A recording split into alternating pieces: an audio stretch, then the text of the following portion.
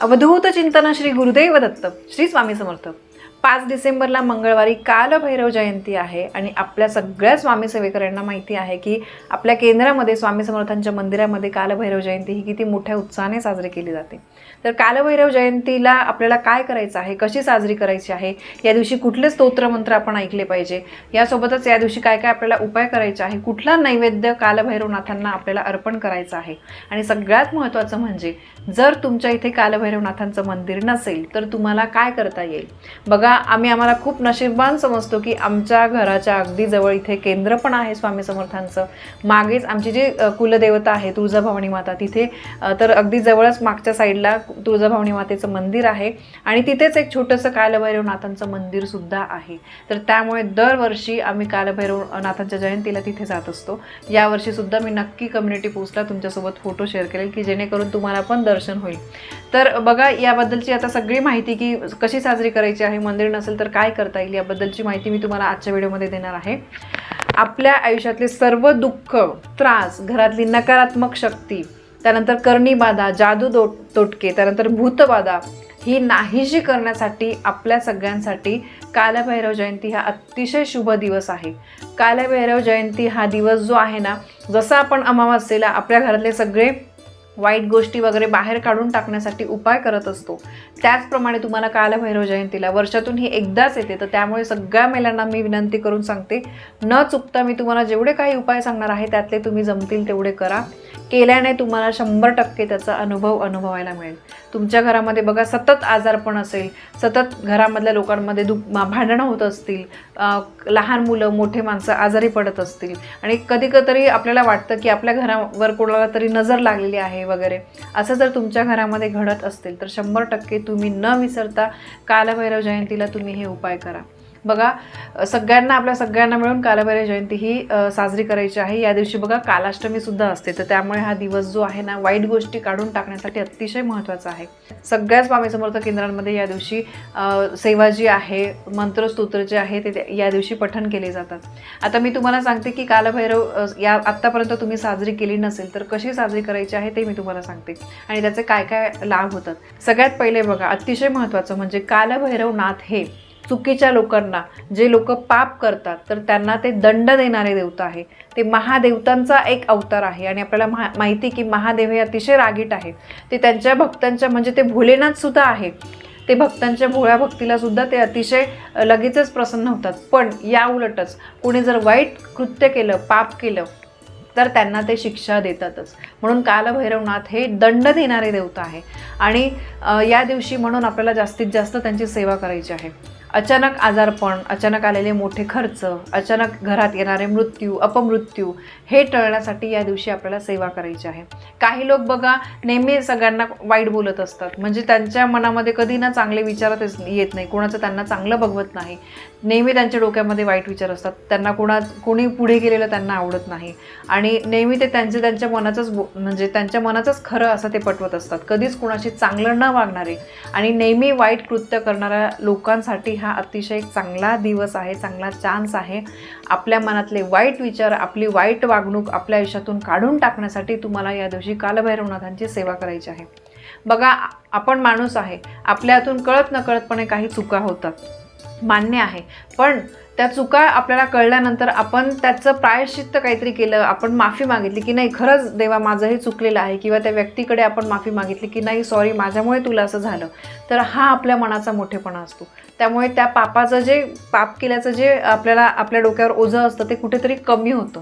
म्हणून जर तुम्हाला तुमच्या आयुष्यामध्ये आपल्याकडून काही चुका झाल्या असतील, वाईट कृत्य झालेले असतील, तर त्याचं प्रायश्चित्त म्हणून आपल्याला कालभैरव जयंतीच्या दिवशी आपल्याला सेवा करायची आहे। भगवान कालभैरव जे आहेत ना, ते माणसाच्या चांगल्या वाईट गोष्टींचा हिशोब ठेवतात आणि जे लोक नेहमीच लोकांचा चांगला विचार करतात, लोकांचा कल्याणाचा विचार करतात, त्यांच्यावर कालभैरवनाथांची विशेष कृपादृष्टी असते आणि वाईट कृत्य करणारे आणि अनैतिक कृत्य करणाऱ्यांना ते शिक्षा जे आहे ते देतातच। म्हणून कालभैरवनाथांची जर आपण सेवा केली, उपाय केले, तर आपल्या मनातली भीती जी आहे ती नाहीशी होते।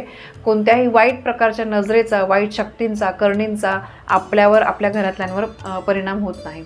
तर सगळ्यात पहिले बघा, या दिवशी कालभैरवनाथांच्या जयंतीच्या दिवशी आपल्याला काय करायचं आहे, या दिवशी अष्टमी सुद्धा असते, तर त्यामुळे सकाळी आपल्याला लवकर उठून अंघोळ झाल्यानंतर स्वच्छ वस्त्र परिधान करायचे आहे। भगवान तुमच्या इथे कालभैरवनाथांचं मंदिर नसेल तर तुम्ही महादेवांच्या पिंडीजवळ तिळाच्या तेलाचा तुम्हाला दिवा लावायचा आहे. ठीक आहे. कालभैरवनाथांचं मंदिर असेल तर तिथे तुम्ही लावू शकतात. आणि यानंतर तुम्हाला कालभैरवनाथांना नैवेद्य बघा, सगळ्यात पहिले महत्त्वाचं म्हणजे जिलेबी किंवा इमारती. ठीक आहे. त्यानंतर उडदाची डाळ, त्यानंतर नारळ आणि आपलं जे नागवेलीचं पान असतं जसं आपण विडा, तर या गोष्टी तुम्हाला अर्पण करायच्या आहे. या न विसरता कालभैरवनाथांना हा नैवेद्य तुम्हाला दाखवायचाच आहे. आणि यासोबतच या प्रसादाचा काही भाग तुम्हाला काळं कुत्रं जर दिसलं तर त्याला द्या, नसेल तर दुसऱ्या कुठल्याही रंगाच्या कुत्र्याला तुम्ही अर्पण करू शकतात. पण या दिवशी तुम्हाला कुत्र्याला काहीतरी पोळी म्हणा, भाकरी म्हणा, काहीतरी तुम्हाला खाऊ घालायचंच आहे. ठीक आहे. हे खूप महत्त्वाचं आहे, कारण कालभैरवनाथांचं वाहन हे कुत्रं आहे आणि कुत्र्याला आपण या दिवशी काही खाऊ घातलं तर कालभैरवनाथ जे आहे ते आपल्यावर प्रसन्न होतात. आणि न चुकता या दिवशी तुम्हाला 11 बेलपत्र घ्यायचे आहेत, जे आपण भगवान महादेवांच्या पिंडीवर अर्पण करतो बेलपत्र. तर 11 बेलपत्र घ्यायचे आहे. आपल्याला माहिती की एका बेलपत्राला वरती 3 पानं असतात, तर असे तुम्हाला 11 घ्यायचे आहे. प्रत्येक पानावर तुम्हाला ओम नमः शिवाय हे तुम्हाला चंदनाने लिहायचं आहे. ठीक आहे. आणि त्यानंतर हे पानं जे आहे हे तुम्हाला कालभैरवनाथांना अर्पण करायचे आहे किंवा भगवान महादेवांच्या पिंडीवर तुम्हाला अर्पण करायचं आहे. मी परत सांगेल, कालभैरवनाथांचं मंदिर असेल तर तिथेच हे सगळे उपाय करा, नसेल तर तुम्हाला महादेवांच्या मंदिरामध्ये जाऊन हे उपाय करायचे आहे, कारण कालभैरवनाथ हे महादेवांचे अवतार आहे. हा उपाय केल्यामुळे तुमच्या घरातल्या सर्व कटकटी, बाधा या लवकरात लवकर दूर होतात. म्हणजे तुम्हाला अगदी त्वरित फरक जाणवायचा असेल, तुमच्या घरामध्ये सगळं काही चांगलं घडवायचं असेल तर तुम्ही कालभैरव जयंतीच्या दिवशी हा नक्की तुम्ही उपाय करून बघा. असं केल्यामुळे तुमच्या मनातल्या सगळ्या चांगल्या इच्छा ज्या आहेत त्या पूर्ण होतात. यानंतर बघा, या दिवशी काही सेवा केल्यामुळे आपल्या घरातले दोष निघून जाण्यासाठी मदत होते. आपल्या घरावर समजा कोणी चुकीच्या मार्गावर जात असेल, काहीतरी त्यांच्या मनामध्ये वाईट विचार असतील, तर ते दूर होण्यासाठी कालभैरव जयंतीच्या दिवशी तुम्हाला घरामध्ये कालभैरव अष्टकाचा पाठ लावायचाच आहे. अगदी छान आहे बघा. छोटं आहे, अगदी अर्ध पान भरून आहे, पण ते थोडंसं त्याच्यातले शब्द जे आहे थोडे अवघड आहे. जे नेहमी म्हणतात ते अगदी पटकन म्हणून टाकतात. आपल्या केंद्रामध्ये रोज हे म्हटलं जातं, पण जे कधी नवत वाचतात ना तर त्यांना थोडासा वेळ लागतो. हरकत नाही, तुम्हाला जास्तीत जास्त किती वेळ लागेल, 5 ते 8 मिनटं लागतील, पण म्हणा. खूप महत्त्वाचं आहे. संध्याकाळी आणि बरेचसे हे जे मी तुम्हाला उपाय वगैरे सांगितले आहे, कालभैरवनाथांची सेवा, नैवेद्य, हे तुम्ही संध्याकाळी अर्पण करा. कारण बघा, आपल्याला माहिती की महादेवांच्या मंदिरामध्ये पण आपण पाणी वगैरे जे पण काही अर्पण करतो हे शक्यतो संध्याकाळी उपाय केलेले अधिक महत्त्वाचे मानले जातात. तो काळ जो आहे तो महादेवांची, कालभैरवनाथांची सेवा करण्यासाठी अधिक शुभ मानला जातो. तर अशा प्रकारे तुम्हाला सांगितल्याप्रमाणे सेवा करायची आहे, कालभैरव अष्टकाचा पाठ म्हणायचा आहे, ऐकायचा आहे, नैवेद्य अर्पण करायचं आहे. आणि बघा, दुसरी गोष्ट म्हणजे या दिवशी तुम्हाला हातामध्ये पिवळी मोहरी घेऊन तुम्हाला जमल्यास 1 वेळेस, जमत असेल तर 11 वेळेस तुम्हाला कालभैरव अष्टकाचा पाठ करायचा आहे. ठीक आहे. घरामध्ये बसून तुम्ही देवारासमोर म्हटलं तरी चालेल. ठीक आहे. आणि त्यानंतर ती पिवळी मोहरी घरामध्ये तुम्हाला सगळीकडे टाकायची आहे.